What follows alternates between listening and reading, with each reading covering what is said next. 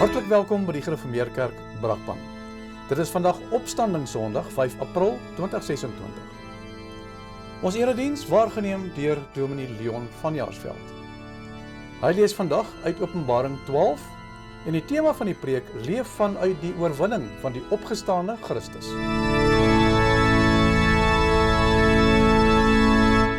Ons hulp is die naam van die Here wat die hemel en die aarde geskape het en wat trou bly tot in ewigheid. Genade en vrede vir julle van hom wat is en wat was en wat kom, en van die 7 geeste voor sy troon, van Jesus Christus die geloofwaardige getuie, die eerste wat uit die dood opgestaan het, die heerser oor die konings van die aarde. Amen. Kom ons staan en loof ons die Here deur saam te sing uit Psalm 48 verse 1 en 4. Die Here is groot, waar sê ons stop, om wentel uit die dieptes op. Hy is lofwaardig waar verhewe, die berg en stad in songlans bewe. En sê ons teen die noorde, blink bo die lof van woorde, daar waar in vlekkelose wit die koning van die wêreld sit, het hy wat teen die vyand waak as rotsburg hom bekend gemaak.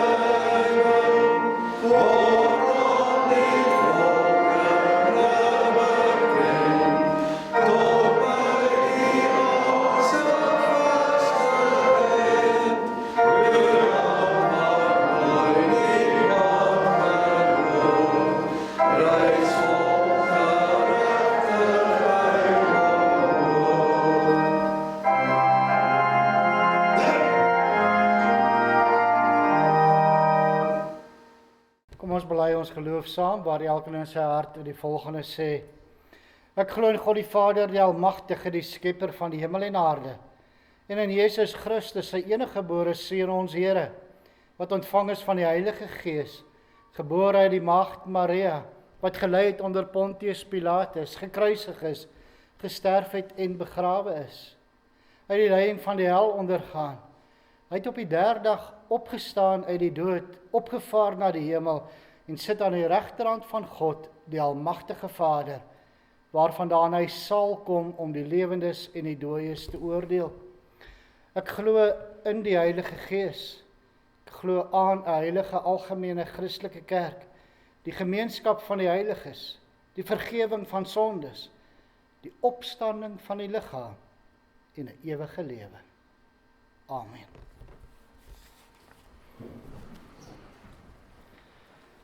Ons luister na die wet van die Here, soos dit vir ons opgeteken staan in Eksodus 20. Toe het God al hierdie gebooie aangekondig: Ek is die Here jou God wat jou uit Egipte, uit die plek van slawerny bevry het. Jy mag naas my geen ander gode hê nie. Jy mag nie vir jou 'n beeld of enige afbeelding maak van wat in die hemel daarbo, of op die aarde hieronder, of in die water onder die aarde is nie. Jy mag hulle nie vereer of dien nie, want ek die Here jou God eis onverdeelde trou aan my. Ek reken kinders die sondes van hulle vaders toe, selfs tot in die 3de en 4de geslag van die wat my haat.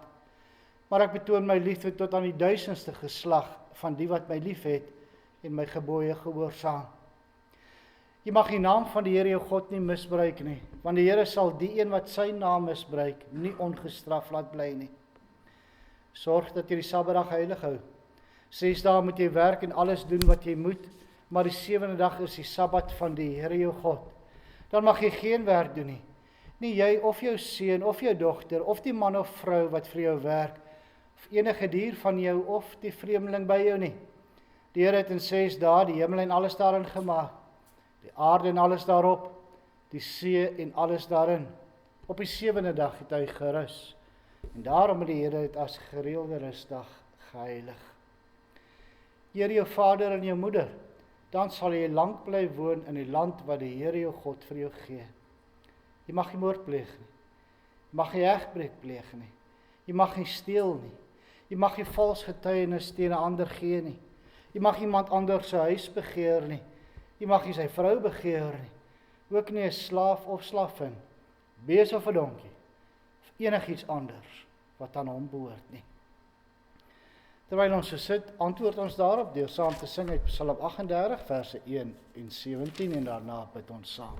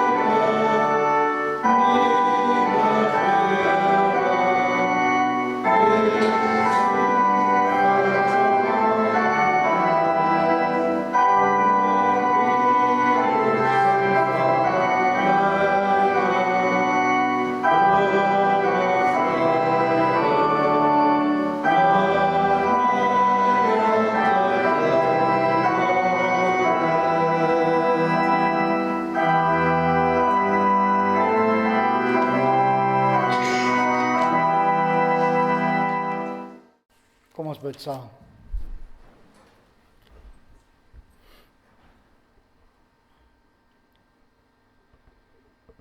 Onse Vader wat in die hemel is,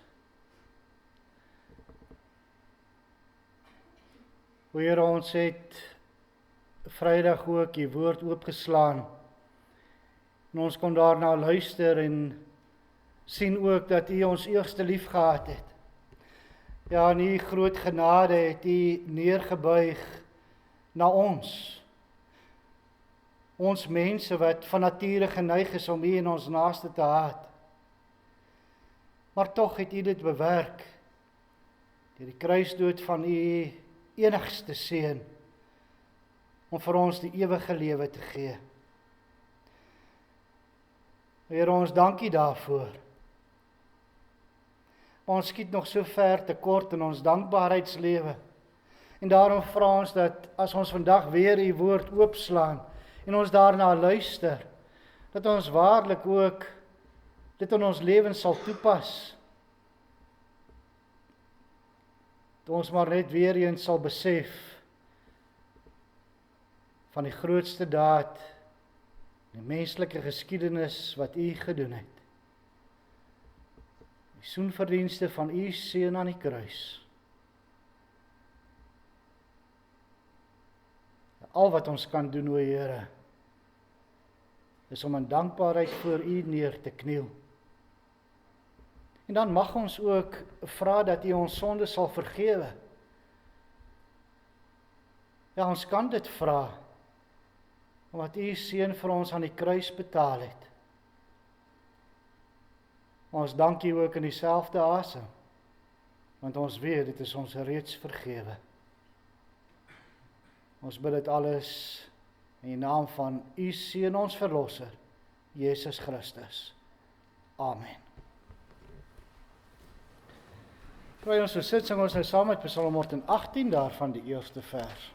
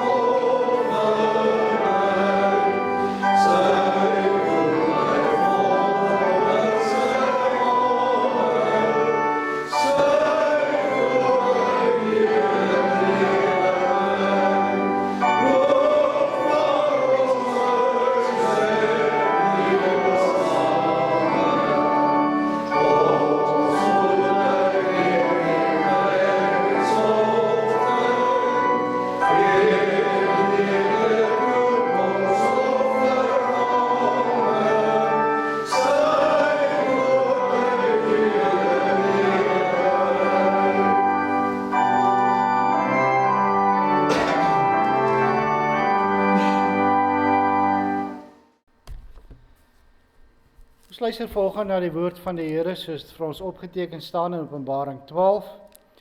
Op versoek van verskeie lidmate is dit 'n preek wat ek weer preek. Ongelukkig, elke keer as ek hierdie preek is daar min lidmate wat daarna luister. Maar hierdie is 'n hoofstuk wat ons eintlik elke Sondag na moet luister. Want in hierdie een hoofstuk in Openbaring word die hele woord van God vir ons saamgevat. Van Adam en Eva tot met Openbaring. Kom ons luister daarna. Toe het daar 'n groot teken in die hemel verskyn. Daar was 'n vrou met die son as kleed om haar, die maan onder haar voete en op haar kop 'n kroon van 12 sterre. Sy was swanger en het geskree van die pyn, want die geboortepyne was daar. Daar het ook 'n ander teken in die hemel verskyn. Daar was 'n groot vuurrooi draak met 7 koppe en 10 horings, en op sy koppe was daar 7 heerserskrone. Sy stert het 1/3 van die sterre van die hemel saamgesleep en hulle op die aarde gegooi. Die draak het voor die vrou gestaan wat op die punt was om 'n kind te kry.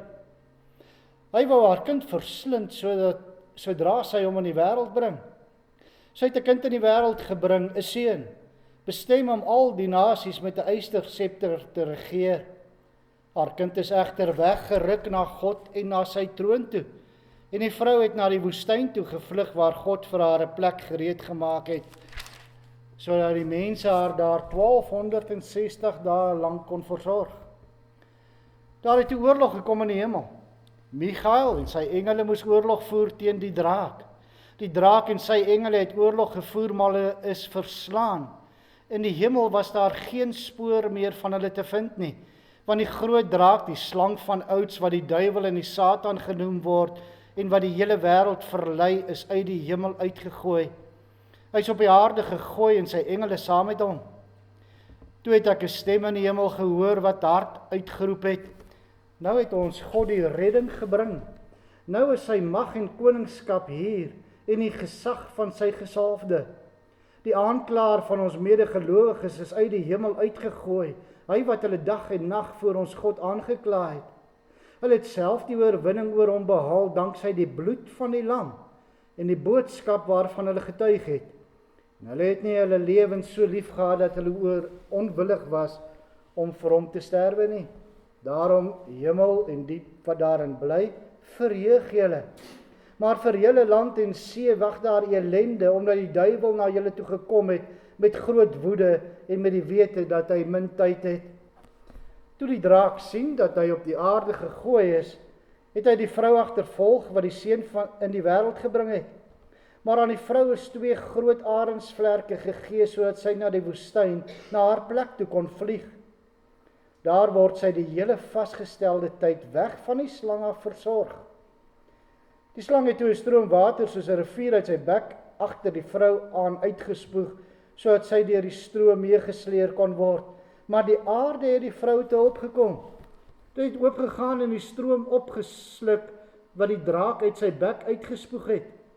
Die draak was woedend oor die vrou en hy het weggegaan om oorlog te maak teen haar ander nakomelinge wat die gebooie van God nakom en aan die getuienis vashou wat Jesus gelewer het.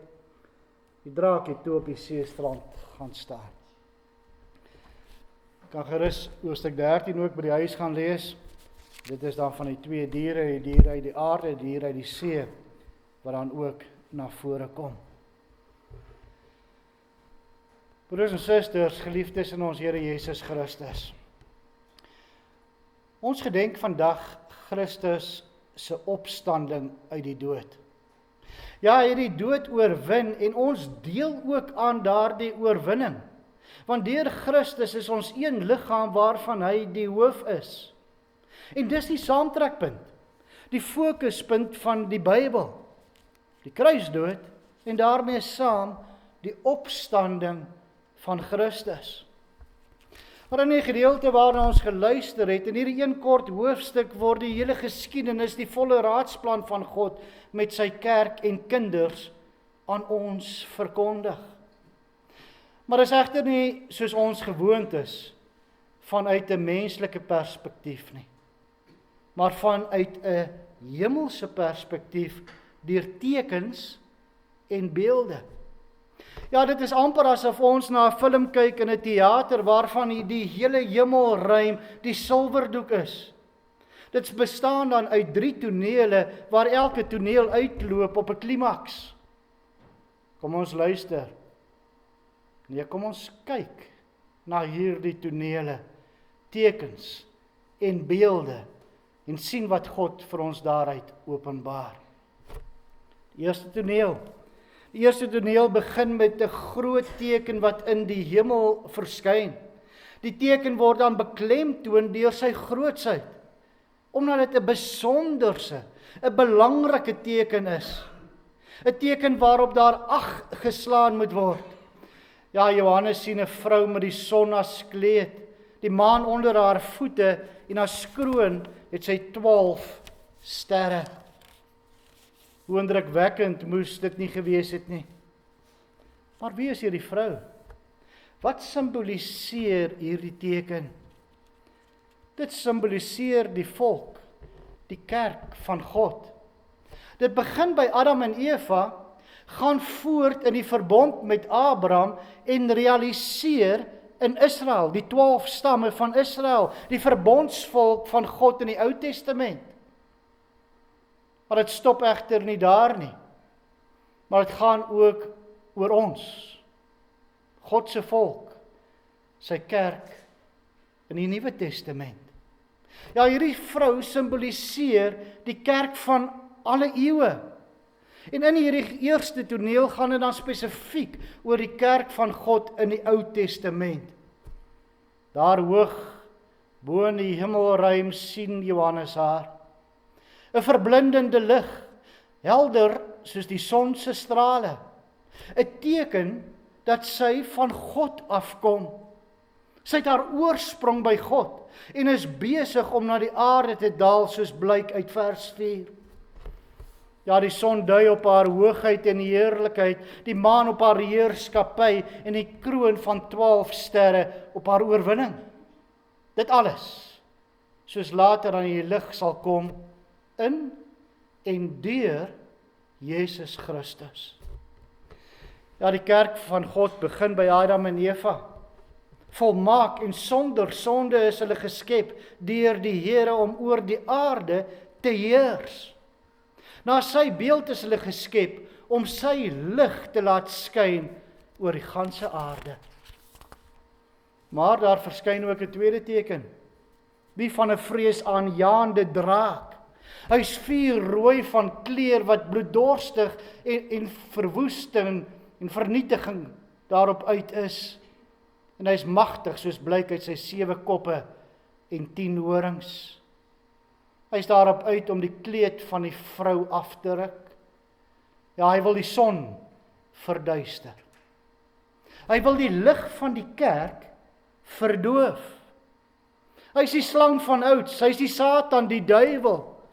En die eerste poging om die lig te doof is suksesvol.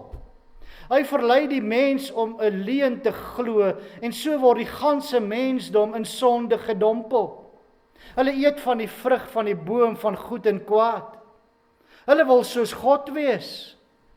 Maar deur hulle ongehoorsaamheid is hulle nou onder die heerskappy van die draak. Die heerskappy wat aanvanklik aan die mens behoort het. Maar die lig van die vrou word nie heeltemal uitgedoof nie. Die Here kom tot haar redding deur 'n belofte te maak. In Genesis 3 vers 15 lees ons, ek stel vyandskap tussen jou en die vrou, tussen jou nageslag en haar nageslag. Haar nageslag sal jou kop vermorsel en jy sal hom aan die hakskeen byt. Ja, die vrou is die draer van hierdie belofte. Dat daar 'n verlosser sal kom wat die kop van die slang sal vermorsel. Ja, sy is swanger met die beloofde Messias. Maar die draak byt terug. Reg deur die Ou Testament probeer hy om die geboorte van die Messias te keer, want hy weet dit gaan sy einde beteken. En so sien ons hom werk. Kain wat vir Abel doodslaan. En die Farao wat die kindertjies in die Nyl glad gooi het met Moses se geboorte. Die volk Israel se ongehoorsaamheid in die woestyn. En dan lyk dit of hy oorwin, daar waar die volk in ballingskap weggevoer word. Maar elke keer byt hy mis en die vrou se lig hou aan brand deur die beloftes van God aan Abraham en aan Dawid, dat die Messias gebore sal word. Ja, hy kry die lig nie uitgedoof nie. En nou staan hy reg om die kind te verslind sodra hy gebore word. En hierdie keer gebruik hy vir Herodes om al die seentjies van 2 jaar en jonger dood te maak, toe die Messias, die verlosser, ons koning Jesus Christus gebore is. Maar weer mis hy, en hy slaag nie in sy doel nie. Maar nou wend hy hom tot Israel, die Jode, die kerk van ouds self, om hulle eie koning te dood. Ons het Vrydag gehoor hoe hulle eie koning uit die stad uitgejaag het om gekruisig te word. Ja, die Satan slaag oënskynlik toe Jesus aan die kruis sterf en daar gaan 'n gejuig op uit die hel, maar reeds hierdie oorwinning is die Satan se nederlaag. Want na 3 ure se duisternis en eensaamheid roep Jesus uit, Vader, in u hande gee ek my gees oor. En 3 dae later staan ook sy liggaam op uit die dood. En daarmee het hy alles volbring. Ja, God doen sy beloftes gestand. Hy maak die negatief 'n positief. Die straf vir die sonde is betaal. En dit is volledig betaal. Christus oorwin die dood as straf op die sonde. Dan word hy weggeruk na die troon van God met sy hemelvaart. Ja, die kind wat gebore is, wat bestem is om die nasies met 'n ysterscepter te regeer, word verheerlik tot die troon van God, waar hy nou as oorwinnaar oor sy koninkryk regeer.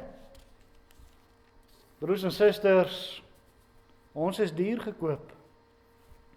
Die eiendom van die Here. Jou en my skuldrekening is verheffen. Ons is vrygekoop van die heerskappy van die draak. Daar's vrede tussen God en mens. Ja, waarlik. Die kerk dra die oorwinnaarskroon. Maar die stryd is nog nie verby nie. Tweede toneel. Steeds weier die duiwel om op te gee. En hy volg die kind na die hemel toe. En dan breek daar oorlog uit tussen die draak en 'n derde van die engele wat hy saamgesleep het, en Michael en sy engele. Maar met die krag van Christus se opstanding voer die aartsengel Michael oorlog. Deur die oorwinning van Christus voer hy dit verder. En die duiwel word uit die hemel uitgegooi. Ja, Jesus het self gesê, ek het die Satan soos 'n weerligstraal uit die hemel sien val. Die Satan het ons dag en nag voor God aangekla. En met reg kon hy ook dit doen en aanhou beweer dat ons nie goed genoeg is voor God nie. Ons word in sonde ontvang en gebore en is van nature geneig om God en ons naaste te haat. Maar van die Satan, die aanklaer, is daar geen spoor in die hemel meer te vind nie, danksy die bloed, opstanding van Jesus Christus. Ja, Jesus het oorwin. En daarom kan ons ook die oorwinningslied sing. Die duiwel is oorwin. Hy het geen mag meer nie. Hy het geen seggenskap meer nie. Hy kan ons nie meer aankla nie. Ons is bevry van die heerskappy van die bose. Danksy die bloed van Christus, danksy die opstanding van Christus, danksy die hemelvaart van Christus, het ons nou 'n middelaar wat vir ons intree in plaas van 'n aanklaer. Nou, ons het nou 'n advokaat. 'n Advokaat wat deur sy bloed klaar vir ons sondes betaal het. 'n Advokaat wat ons vlekkeloos voor die regter laat staan. Dan eindig die tweede toneel met 'n waarskuwing. Maar vir julle land en see wag daar die ellende, omdat die duiwel na julle toe gekom het met groot woede en met die wete dat hy min tyd het. Ja, die duiwel is hardhandig uit die hemel gegooi, maar hy loop nou op die aarde rond soos 'n brullende leeu om te kyk wie hy kan verslind. Hy sien dan dat hy nie meer iets aan die kind kan doen nie. En hy fokus sy aandag nou op die vrou, die kerk van die Nuwe Testament. Dit wil sê, op ons vandag ook. Maar weer eens kom die Here tot ons redding. En die lig wat die kerk uitstraal, waarvan ons die ligdraers is, sal nie uitgedoof word nie. In vers 6, die laaste vers van die eerste toneel, word daar vertel dat die vrou na die woestyn toe gevlug het, om daar versorg te word. Dit het ons dadelik laat dink aan Israel, wat verlos is uit Egipte en vir 40 jaar in die woestyn rondgeswerf het. Maar nou sluit die derde deel weer daarby aan waar ons lees, maar aan die vrou is 2 groot arensvlerke gegee, sodat sy na die woestyn, na haar plek toe kon vlieg. Daar word sy die hele vasgestelde tyd weg van die slang af versorg. In vers 6 word gesê dat sy vir 1260 dae lank versorg word. Nou lees ons van die vasgestelde tyd, dan word daar in dae gepraat, wat spesifiek wys op die daaglikse versorging van God. Dit hou ook verband met die feit dat sy in die woestyn is. Daar is geen hoop van oorlewing in die woestyn as jy nie deur iemand daagliks versorg word nie. Dit wys dan ook daarop dat die kerk nie op haar eie kan voortbestaan nie. Nee, die kerk is afhanklik van haar hoof, Jesus Christus, wat die oorwinning behaal het en wat as heerser aan die regterhand van God die Vader sit. Ja, dit is hy wat aan haar die arensvlerke gee om te vlug. Die toonbeeld van mag en heerskappy. En in sy heerskappy sorg hy dan ook vir sy kerk in die woestyn vir 1260 dae. Die vasgestelde tyd tussen die hemelvaart en die wederkoms van Jesus Christus. Die woestyn is die plek van bewaring. Die woestyn is 'n plek van afsondering. En hier word die kerk bewaar teen die aanslag van die Satan, van die bose, in die woestyn, afgesonder. Dit is die beeld van die kerk in die wêreld, maar nie van die wêreld nie. Afgesonder beteken ook dat ons vreemd is aan die wêreld. Dit is nie ons permanente woning nie. Die kerk het dus sy eie woonplek, sy eie norme en beginsels en lewenstyl. Ons gaan nie na plekke waar die heidene toe gaan nie. Ons praat nie soos hulle nie. Ons dink en doen anders. Nee, ons is afgesonder en geheilig deur die bloed van Christus. Die Satan het nie meer 'n houvas op ons nie en ons word weg van hom af versorg.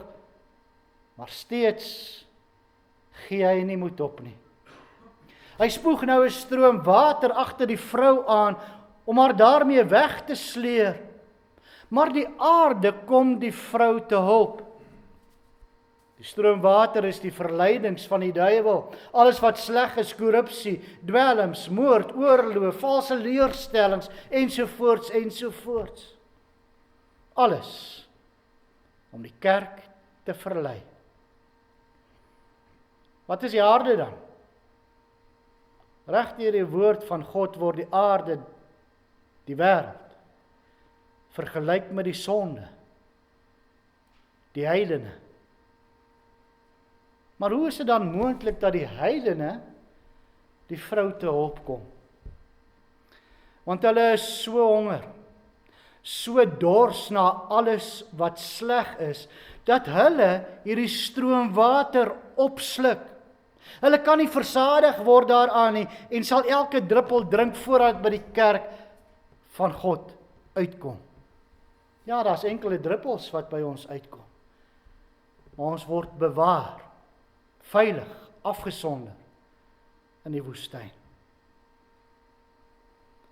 Die draak, die duiwel, die slang van ouds het alles in die stryd gewerp. Maar telkens misluk. Hy sien dat hy nie die kerk kan oorwin nie. En in sy woede, as 'n laaste uitweg, val hy nou elke gelowige afsonderlik aan.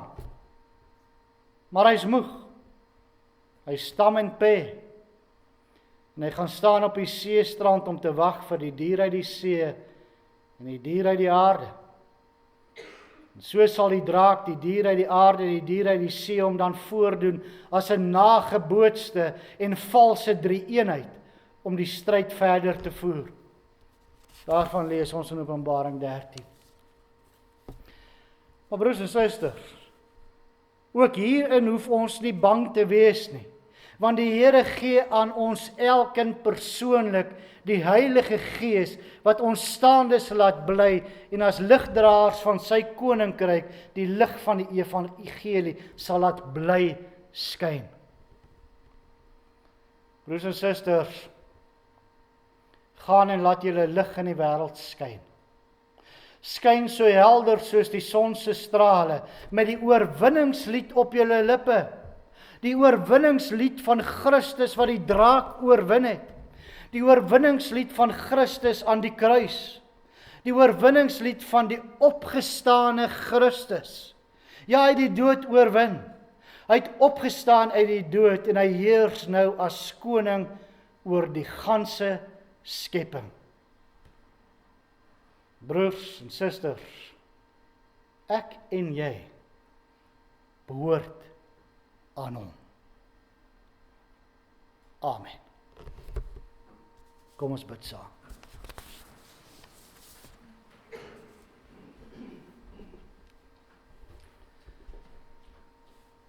Onse Vader wat in die hemel is,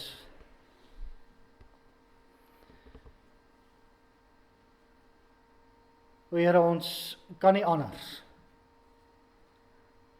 as om net weer verbasing voor u woord te staan nie. Daar is soveel vir ons opgesluit. En as ons dit werklik lees, en as u dit vir ons deur u Gees verstaanbaar maak, dan kry ons soveel troos daaruit. Ja, o Here, ons leef in 'n wêreld wat in chaos gedompel is. Dit lyk vir ons of daar nie uitkoms is nie. Maar tog hoor ons ook weer eens dat ons nie bang hoef te wees nie. Die U het ons gered. En nou heers Jesus Christus ook oor al ons en sy ganse skepping. En daar sal nie 'n haar van ons hoof val as dit nie U wil is nie. En dat ons maar net weer eens kon hoor, dat ons saam met Christus die oorwinning behaal het. Maar Here, ons is nou hier op aarde nog steeds 'n strydende kerk, want ons weet die Satan loop soos 'n brullende leeu rond om te kyk wie hy kan verslind. En daarom vra ons ook dat U ons daar sal bewaar, ja, afgesonder soos in 'n woestyn. Dat U vir ons sal sorg, deur U woord, deur U Gees, dat ons staande sal bly, totdat U Seun weer op die wolke sal verskyn om ons te kom haal. En daarna verlang ons, daarna sien ons uit. Want dan sal daar nie meer trane wees nie. Daar sal nie meer dood of lyding of pyn of hartseer wees nie. Nou Here, daarom bid ons. Kom Here Jesus, kom gou. Amen. Na die afdra van die liefdegawe sing ons saam met Psalm 118 daarvan die 12de vers.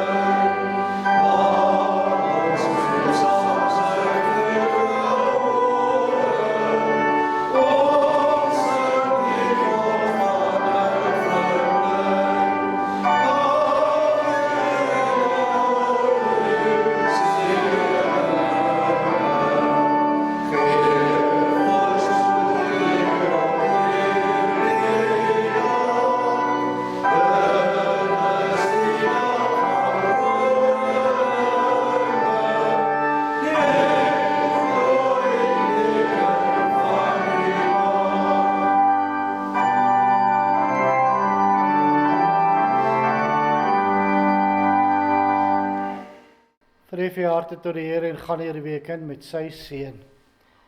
Die Here sal julle seën en julle beskerm. Die Here sal tot julle redding verskyn en julle genadig wees. Die Here sal julle gebede verhoor en aan julle vrede gee. Amen.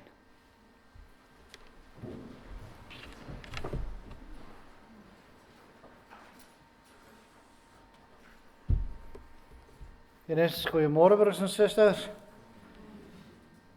Die volgende afkondigings, baie geluk aan lidmate wat hierdie week verjaar. Die 6de Marna Pitzer, 8de Arno Bam, Nicola de Toey, Tasman Rudolf, 9de Nanel Piper en die 11de Philip Korf. Al hierdie lidmate, baie geluk met die verjaarsdag, mag die Here sy seën hand vir nog baie jare oor julle hou. Die katekisasie en Bybelstudie hervat weer volgende Sondag. En dan sê ons nog steeds vir Dirk en Dominique vir julle sterkte met die reëlings van die begrafnis.